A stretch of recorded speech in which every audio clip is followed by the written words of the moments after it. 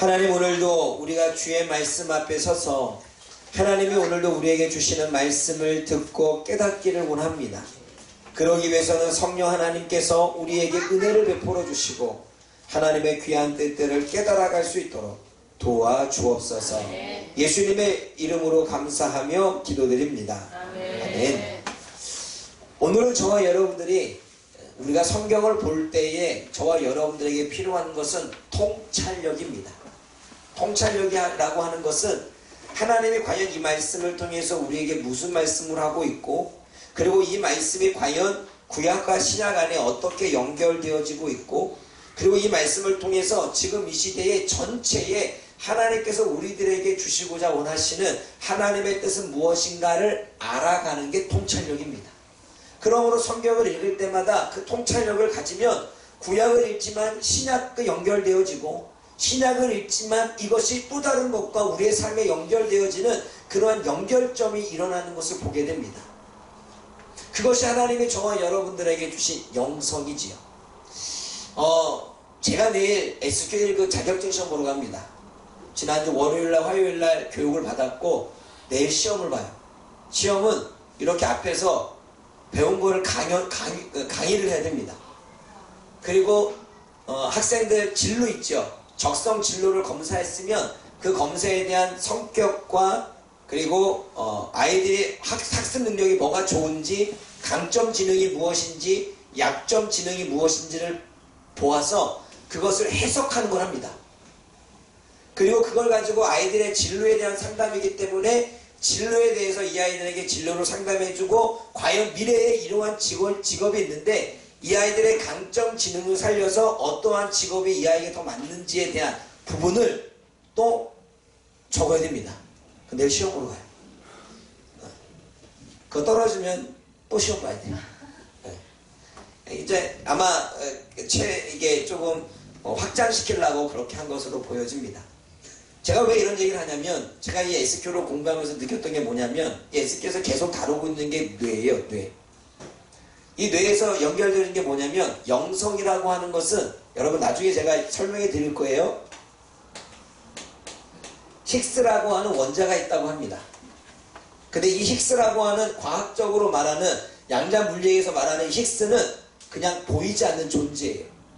그런데 우리 몸에 원자에 지금 요 총 16가지의 원자가 존재하고 있는데, 이 원자에 힘을 넣어주는 것이 힉스 원자라고 합니다.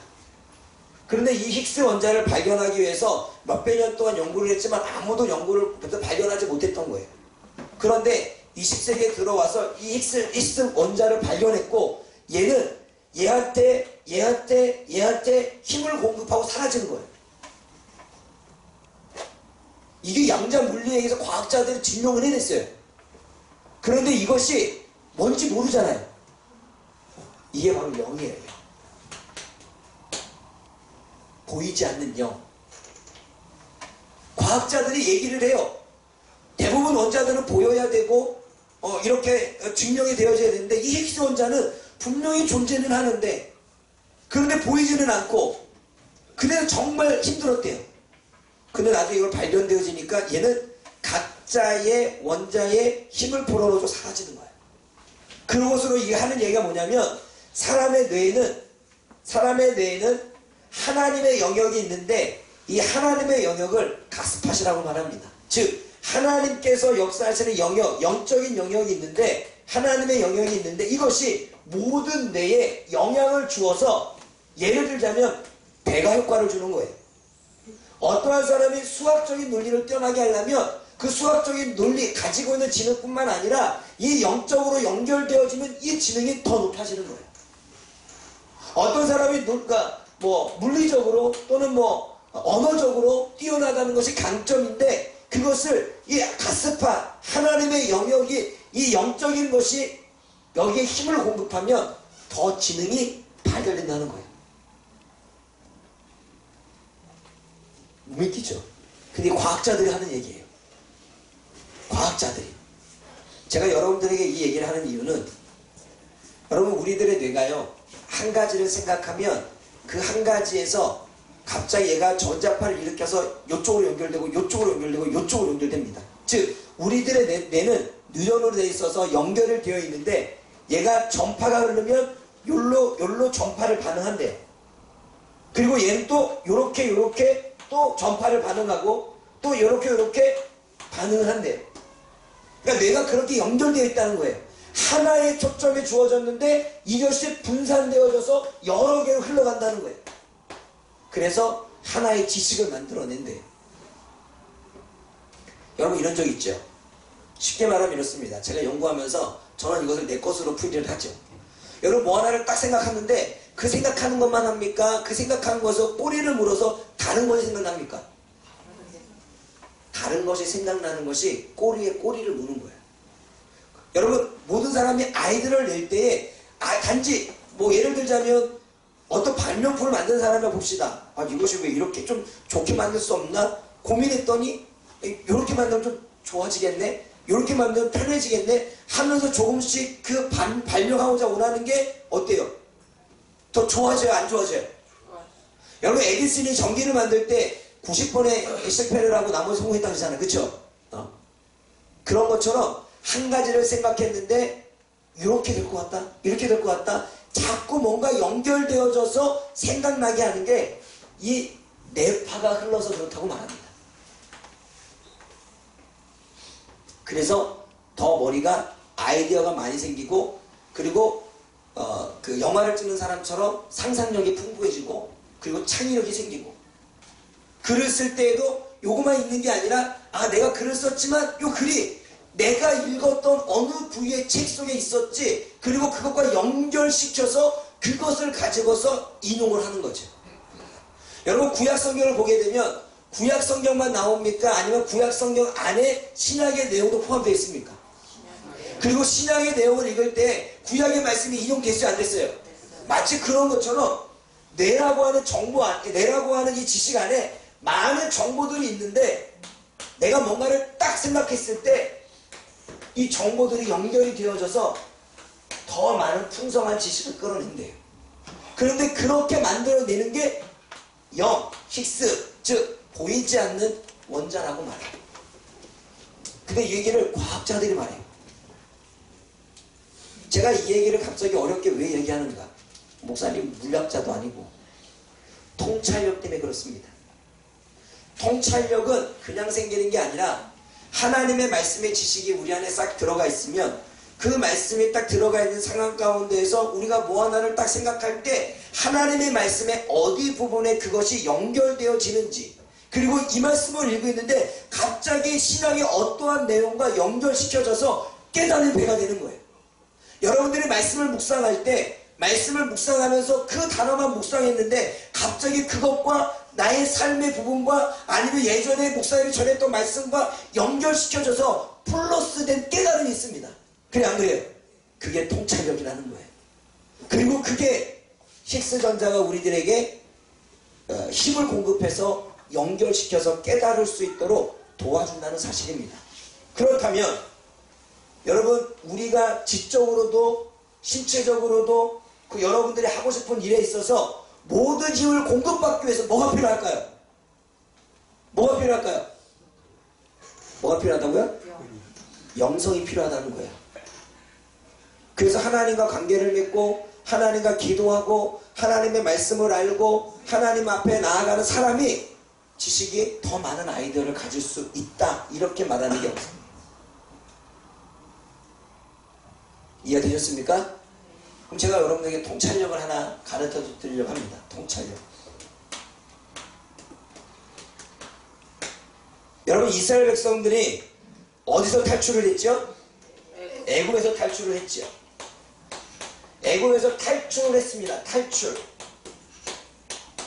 이거를 다른 말로 뭐라고 말합니까? 세상에서 어떻게 된 거예요? 세상에서 구원을 받은 거죠. 그러면 애굽에서 탈출은 뭘 얘기하는 거예요? 구원을 이야기합니다. 그래 안 그래요?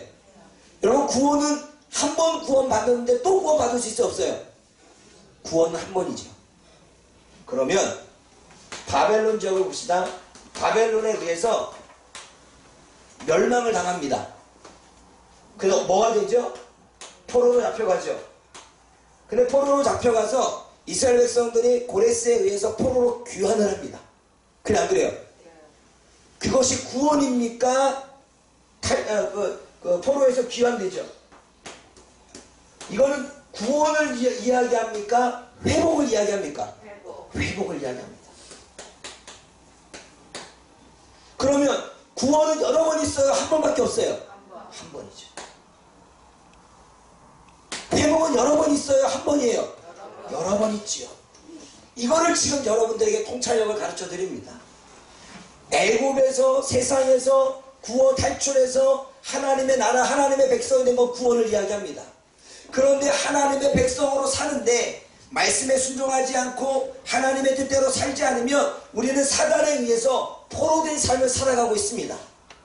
그런데 그 포로된 삶에서 우리는 하나님이 예루살렘으로 돌이키고 거기서 성벽을 쌓고 다시 성전을 짓게 만들며 회복시킵니다. 그런데 또 불순종하면 또 황폐한 삶으로 포로가 되어져서 또 거기에 성전이 무너지고 또 성벽이 무너져서 황폐한 인생을 살겠죠.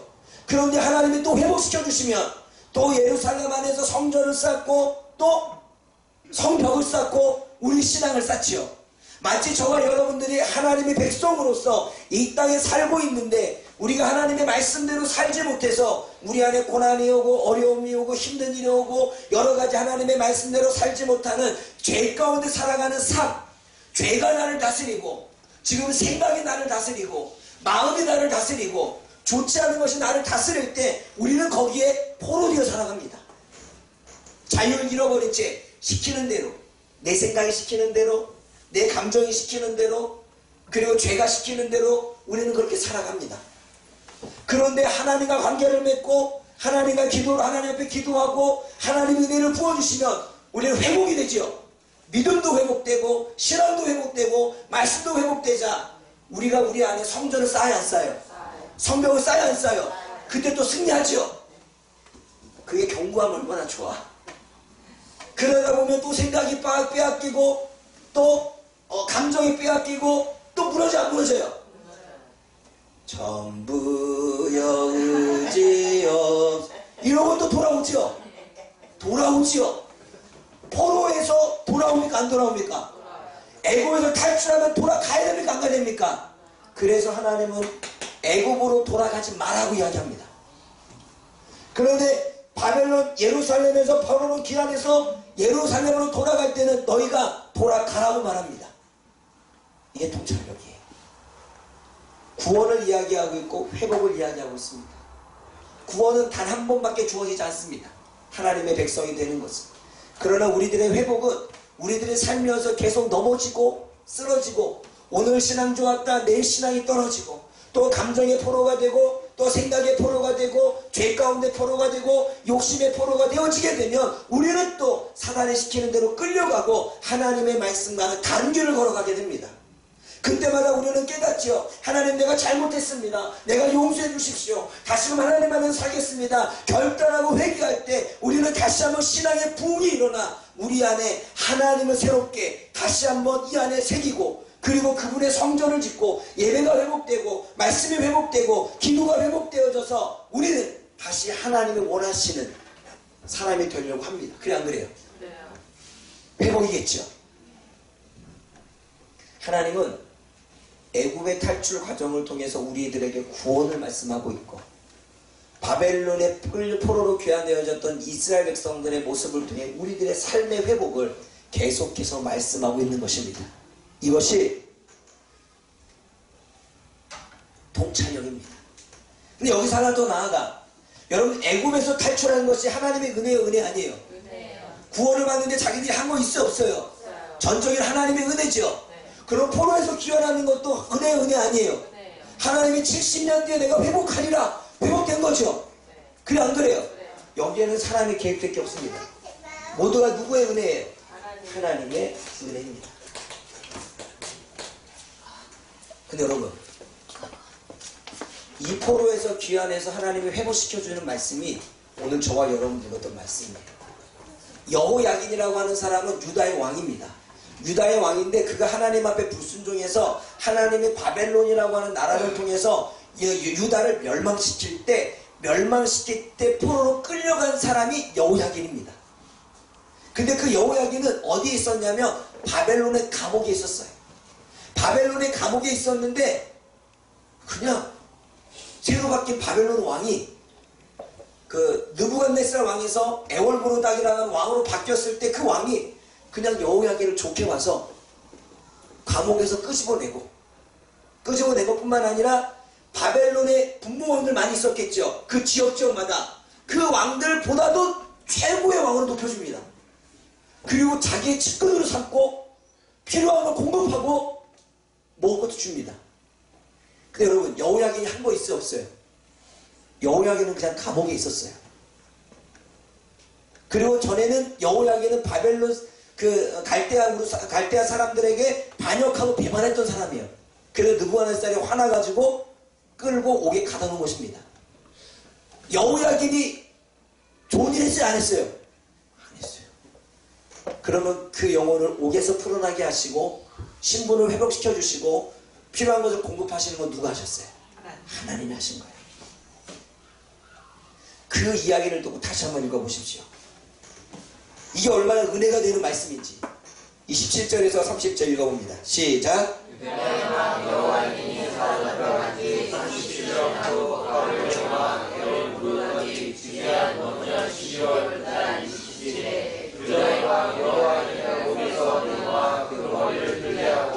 그에게 좋게 하라고 그의 죄를 바벨론에서 그 앞에 있는 모든 왕의 지위보다 높이고 그 죄수의 의복을 벗게 하고 그의 일평생에 항상 왕의 앞에서 양식을 먹게 하였고 그가 쓸 것을 날마다 왕에게서 받는 양이 있어서 조심으로 끊이지 아니하였고 여호야긴이 한 것은 바벨론을 배반한 것밖에 없고 바벨론에 눈을 끼쳤습니다. 그가 바벨론을 섬겨야 되는데 눈치 보다가 애굽을 섬겨서 바벨론 왕이 화가 나서 유다를 멸망시키고 여호야긴을 잡아간 것입니다. 결코 은혜를 입을 만한 사람이 아닙니다. 그런데 하나님께서 회복시켜 주셨어요. 그런데 이러한 이 말씀이 신약 성경에 나온다는 사실 아십니까? 이게 통찰력이에요. 그냥 묵상을 하고 있는데 그 말씀이 머릿속에 딱 떠올라서 그것과 연결이 되어지는 거죠. 여러분 돌아온 탕자 기억하십니까? 돌아온 탕자가 아버지에게 한 것이 뭐가 있어요? 아버지를 배반하고 불효를 저지르고 떠나요 안 떠나요? 재산을 가지고 떠나지요. 그리고 그가 그 삶에서 피폐한 인생을 살아갑니다. 돈을 가졌고 많은 것을 가졌지만 어때요? 다 탕진하고 나니까 먹을 게 없는 거 마치 감옥 생활과 똑같이. 그래서 돼지가 먹는 열매를 먹고 그리고 열심히 노동하지만 주변에 알아주는 사람 없고 힘든 인생을 보내다가 내가 잘못했구나 깨닫고 아버지 곁에 있었으면 아버지한테 돌아갑니다. 아버지 입장에서는 불효자야 불효자 아니에요. 신분 회복시켜 안 해도 되고요. 그리고 아무것도 안 줘도 됩니다. 이미 재산을 다 가져왔어요. 그의 몫은. 그런데 아버지는 어떻게 합니까? 품어주고 아들로서의 신분을 회복시켜 주시고 송아지를 잡고 잔치를 벌어서 그 영혼에게 먹을 것도 공급하신 마치 여호야긴과 같이 아무것도 한 거 없고 배반만 했고 아무것도 은혜를 받을 만한 위치에 있지 않지만 하나님은 그에게도 그런 은혜를 베풀어 주셨다는 거예요. 여러분 연결이 돼야 안 돼요. 이게 통찰력입니다. 그러면 여기서 한 단계 더 나아가야겠지요. 제가 여기서 깨닫는 게 무엇이냐면 구약에도 하나님이 이런 은혜를 주셨고 신약에도 이렇게 강자의 이야기를 통해서 은혜를 주셨다면 지금 이 시대 우리에게는 나는 하나님 앞에 늘 불순종하게 하고 있고 나는 하나님의 말씀에 순종하지 않으며 나는 하나님께 내가 이렇게 하겠습니다 라고 결단해놓고 늘 하나님 앞에 주는 건 배신밖에 없습니다. 그래 안 그래요? 배신이 별거예요? 하나님 내가 그렇게 살겠습니다 해놓고 그렇게 살지 않는 게 배신이죠. 하나님 내가 그 일 하겠습니다 라고 말해놓고 그 일 하지 않는 게 배신이지요. 그래 안 그래요? 우리는 수없이 배신하고 우리는 수없이 하나님의 말씀을 거역하며 살아가지만 하나님은 그럼에도 불구하고 내가 받을 만한 사람이 아니지만 나는 늘 실수하고 실패하고 하나님 앞에 배신하지만 하나님은 그런 우리들의 머리를 높이시고 하나님은 그런 우리들의 신분을 회복하시며 하나님은 그런 우리들에게 지금도 하나님의 은혜를 채워주시는 하나님의 놀라운 사랑을 보여주신다는 사실입니다. 아멘? 지금 우리가 그렇게 살고 있는 거예요. 여러분, 만약 하나님이 정말 공의로운 하나님이기 때문에 하나님이 법으로만 딱 하신다면 여기서 살아남을 자 몇 있고 감옥에 안 갈 자 누가 있습니까? 여러분, 하나님의 말씀으로 하나님이 정말 심오하게 재판을 딱 한다면 여러분, 죄는 안 짓는 사람이 어디 있고 율법에서 벗어나지 않은 사람이 어디 있고, 그래 안 그래? 그런데 거기에 예수님이라고 하는 하나님의 은혜가 있는 거예요. 그 죄를 예수님 때문에 우리가 다 치유되고 다 해결했다는 사실이에요. 그러니까 예수님이 변호하시죠. 사단이 공격을 합니다. 아니, 쟤 죄 지었지 않습니까? 잘 들으셔야 돼요. 하나님, 얘 죄 지었습니다. 얘 누구누구 죄 지었습니다. 오승남 목사 죄 지었습니다. 얘기했어요. 근데 예수님 이렇게 말하죠. 하나님, 그렇지 않습니다. 제가 죄를 지은 건 사실입니다. 오승남 목사가 죄를 지었고 오승남 목사가 하나님의 말씀을 거역하고 배반한 건 사실입니다. 그런데 하나님, 내가 다 그 죄를 대신 지고 죽었습니다. 이제는 저에게는 더 이상 죄의 흔적이 없습니다. 그러므로 오승남은 무죄입니다. 멋있지 않아요? 별로 멋있지 않은 것 같아요. 여러분들이 이게 천상에서 이렇게 벌어지는 모습을 여러분들이 봤을 때 예수님 되게 멋있게 보일 거라고요. 분명히 그런 재판관 안에 하는 심판이 분명 백보자 심판이 벌어질 거라고요. 그때 예수님은 분명 우리에게 중보자가 되어주시고 변호자가 되어주신다고요. 그때 여러분, 예수님이 얼마나 나를 위해서 변호하실 때 얼마나 멋있을지 아십니까? 지금 제가 멋없게 얘기해서 그렇지 얼마나 멋있을까요? 근데 내가 한 게 있어 없어요? 나는 배신밖에 안 했어요. 나는 지금도 죄를 짓고 있어요. 하지 말라는 거 다 해요. 하나님이 원하지 않는 거 다 하고 있어요. 지금도. 그리고 내가 원하든 원하지 않던 이겨내야 되를 하면서도 의지가 약해서 졌던, 아니면 생각으로서 고의적으로 졌던, 아니면 실수로 졌던, 여전히 우리는 그렇게 하나님 앞에 배신을 주며 지금도 살아가고 있고, 여전히 사단의 포로가 되어져서 사단이 나에게 주는 생각의 포로가 되고, 사단이 나에게 주는 감정의 포로가 되고, 그래서 여전히 내 삶이 사단이 끌고 가는 대로, 그냥 범죄하는 대로, 불의하는 대로, 욕심대로, 내가 원하는 대로, 내 소견에 오는 대로 우리는 그렇게 살아갑니다. 그런데 주님께서는 그런 우리들에게 은혜를 베풀어 귀화시켜 주시죠. 내가 한 거라고는 배신밖에 없어요. 여호야긴이 한 거라고는 바벨론의 배신밖에 없어요. 둘째 아들이 한 거라고는 아버지의 가슴에 못을 팍 박고 전세나 갖고 튄 것밖에 없어요. 그런데 신분을 회복시켜 주시고 용서해 주시고 품어주시고, 그리고 더한 것까지 모든 것까지 다시 재산까지 더 덧입혀 주시는 그러한 은혜, 이것이 하나님의 은혜인 줄 믿습니다. 그럼 오늘도 하나님의 은혜 속에 사는 거 안 사는 거예요? 예수님이 지금도 우리들의 죄 때문에 우리들의 죄를 변호하면서 해주시는데 우리가 그 은혜 속에 사는 거 안 사는 거예요? 그러기 때문에 우리는 하나님의 은혜 가운데 살고 있고, 하나님의 은혜가 없으면 살 수 없는 그러한 인생을 우리가 살고 있는 것입니다. 이것이 애국과 바벨론, 여호야긴과 둘째 아들과의 비유 속에서 깨달을 수 있는 거예요. 그래 안 그래요? 이게 통찰력이에요. 그리고 이게 영성입니다. 다시 말해, 저와 여러분들의 머릿속에 있는 지식, 저와 여러분들의 머릿속에서 학습된 학습, 저와 여러분들의 삶에서 경험함으로 몸으로 느꼈던 그 경험, 이 모든 것들이 이미 우리들의 뇌 속에는, 우리들의 몸 속에는 저장되어 있습니다. 그런데 그 저장되는 것을 쓸 수 있게끔, 활용할 수 있게끔 힘을 불어 넣어주시는 것이 영성이라는 것입니다. 성령, 영이라는 것입니다. 그러면 우리가 성령의 충만함을 받으면 똑똑해질까 안 될까요? 많은 사람들은 지식만 사용한다면 우리는 성령께서 힉스 원자를 통해서 제공해 주시는 그 지혜로, 그 지혜 때문에 우리는 지식 플러스 지혜, 그래서 더 남들이 알지 못하는 것까지도 알게 되는 은혜가 있는 거예요. 아멘. 아멘. 아멘. 아멘. 아멘. 근데 여러분, 이럴 때는요, 어떨 때 이러한 지식을 사용하냐면 묵상할 때, 그냥 성경만 딱 읽고 아멘 끝 덮으면 그것은 그냥 끝나요. 그래서 성경을 딱 읽고 애국 탈출이네, 바벨론 포로기가 아니고 그건 회복이네 생각을 하면서 그거를 머릿속으로 자꾸 생각하고 묵상을 할 때 그것과 다른 것들이 하나님이 뇌 속에서 연결을 시켜서 내가 알고 있는 이 지식을 지혜 가운데 플러스해서 나올 수 있게끔 하나님이 이 안에서 움직이신다는 사실입니다. 아멘? 그럼 여러분, 기도하는 것이 필요할까요? 안 필요할까요? 왜 필요해요? 하나님의 영과 교제할 수 있는 거예요. 필요하겠죠?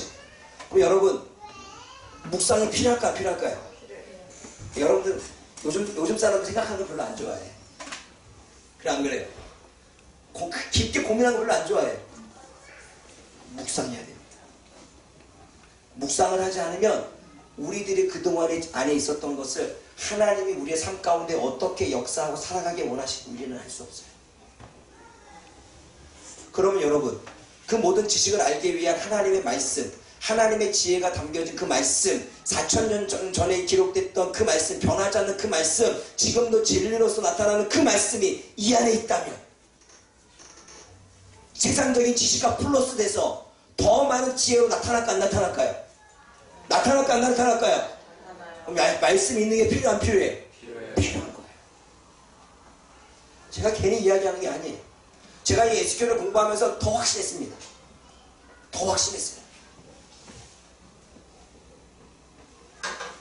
물론 이 이야기는 에스겔에서 얘기하지 않아요.